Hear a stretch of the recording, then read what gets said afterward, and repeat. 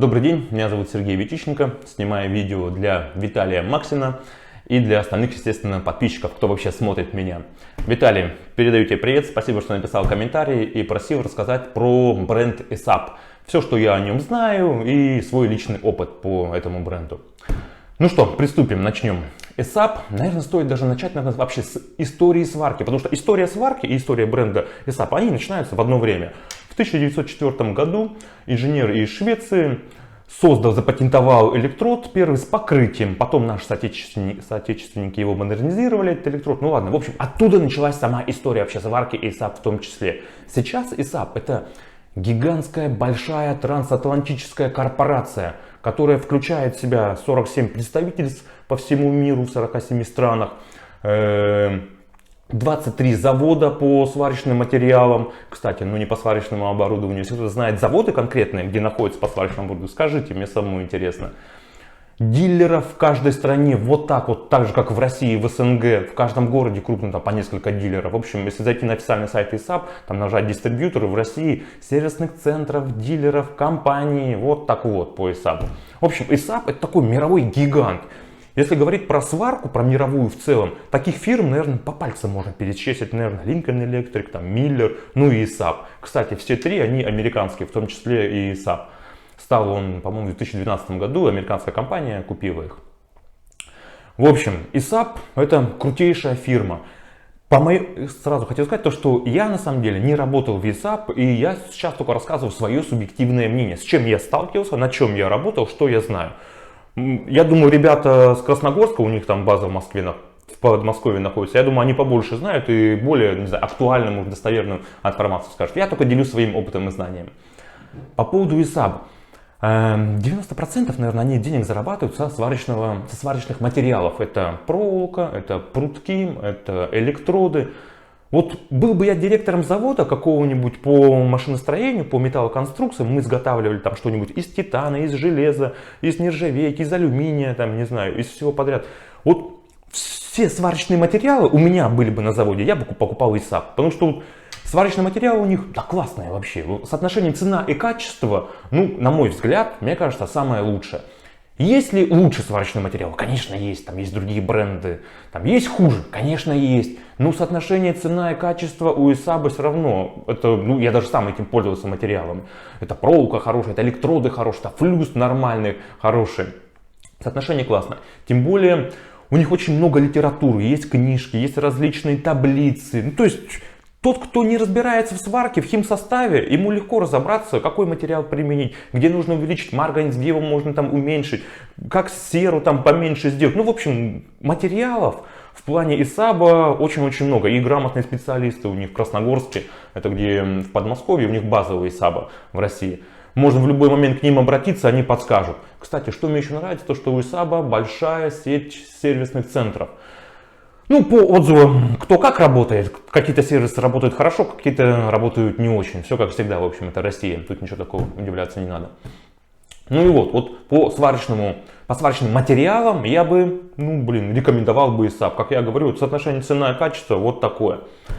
А вот по сварочному оборудованию я бы не стал бы себе на предприятие, был бы я директором или там главным сварщиком, так хоть кем. Я бы не стал бы себе покупать. Это опять же мое личное мнение.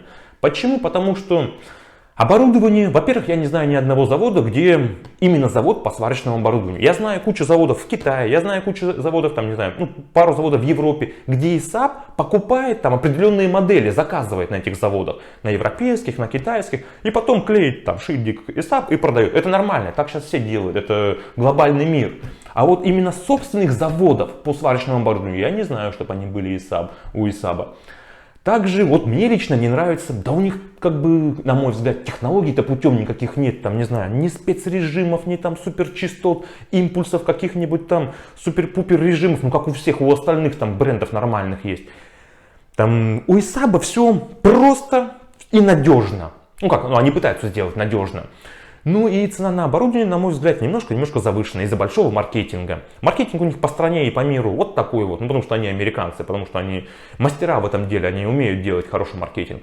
А по инновационным фишкам, какие-нибудь в оборудовании в сварочном, как-то вот не прослеживается. Ручник, он простой ручник, полуавтомат, Простой полуавтомат, ничего там, каких-то спецрежимов, там, не знаю, особенных, там, тройных импульсов, у них такого нету, там, супер холодных переносов металла и так далее. Ну, это я сейчас шучу, естественно. Кстати, что мне еще понравилось, то что, ну, и нравится в Исабе, так как он такой мировой гигант и знает про ИСАБ, мне кажется, ну каждый вообще, кто связан со сваркой, знает, что такое ИСАБ. И я в прошлом году жил в Лос-Анджелесе, и иду я в Starbucks покупать кофе, прохожу мимо, смотрю, мексиканцы что-то там строят, дом какой-то. Я сварку увидел, то, что они там что-то искрят. Прохожу мимо, смотрю, мексиканцы работают, аппарат у них ИСАБ, ручник Rebel, маска у них. ИСАБ, по-моему, какая-то Sentinel у них была, и электроды ИСАБ. То есть даже в Америке, в Лос-Анджелесе мексиканцы работают сварочным оборудованием, материалами, маски ИСАБ. Кстати, по поводу масок ИСАБ, вы, наверное, знаете то, что большое количество масок ИСАБ не европейского качества, скажем, нет, качество хорошее, а заказывается в Китае. Ладно, подытожимся. Сварочные материалы, по моему мнению, и я бы их сам рекомендовал бы использовать, вот такие. По сварочному оборудованию изготавливается, как я уже сказал, много в Китае, пару заводов есть в Европе, где они берут по моделям по конкретно. Я работал на вахте ручником ИСАБ, ну как бы ручник, да ручник, ничего в нем такого сверхъестественного не было.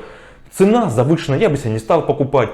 Я когда раньше работал в компании, много ездили с демонстрациями оборудования, я посещал очень много предприятий, различных заводов и видел, где стоит оборудование ИСАБ, общался со сварщиками, там, с главными технологами, да со всеми, с многим количеством людей. И про ИСАБ, про оборудование как-то отзывались, то, что оно простое и все, а больше там в нем ничего такого нету. То, что там двойной пульс там, или пульс никто не может никогда настроить, в роботизации он себя плохо показывает, ну как-то вообще...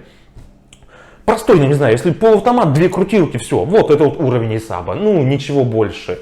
Там какие-то там сложные настройки, там длину дуги постоянно проблема было регулировать. Ну, в общем, про оборудование, опять же, я высказываю свое субъективное мнение. По оборудованию я бы себе не стал покупать, потому что оно завышено, есть бренды гораздо лучше, технологичнее, там, не знаю, надежнее, возможно, даже. А по сварочным материалам они классные у ИСАБа. Что еще хотел сказать? У ИСАБа мне, кстати, еще нравится автоматизация, всякие трактора, каретки. Вот это вот у них тоже сильная сторона. У них очень много, вообще в копилке ИСАБа очень много брендов. Там ГСЕ, если зайти сейчас на сайт ИСАБа, там вот такое вот количество. И причем бренды такие хорошие. Там газосварка, ГСЕ, там редукторы, там, и, как я уже говорю, это хорошее качество, нормальное качество. Там где-то в Чехии, где-то в Китае изготавливается. В общем, наверное, все рассказал про ИСАБ. По сварочному оборудованию... Это мое сугубое мнение, не очень. По сварочным материалам цена-качество вот такое. Опять же, есть материалы и лучше гораздо, ну и они стоят подороже. В принципе, наверное, по ИСАБу все. По гарантиям, это знаете, по ломкости оборудования, наверное, точно не скажу, потому что, опять же, я посещал много сервисных центров по сварочному оборудованию. И туда приезжаешь в сервисный центр в любой, и там куча Фрониуса, куча ЕВМа, куча ИСАБа, куча там китайщины какой-нибудь там сварога. Ну, то есть... То, что ломается, да любое оборудование ломается. Ну, в принципе, наверное, и все. Последнее оборудование, которое ИСАБ представляет на выставках, там, на всяких велдекс, на Росвелдах, ну да, с виду красивенькое, что-то там, ну, ладно. Мне оно не особо нравится. Все, всем большое спасибо. Если вас какая-то интересует тема по сварке, либо про какой-то бренд, про какой-то завод, про какие-то технологии, задавайте, пишите в комментариях, а я буду делиться своими знаниями и опытом. Все, всем большое спасибо. С вами был Сергей Витищенко. Всем пока.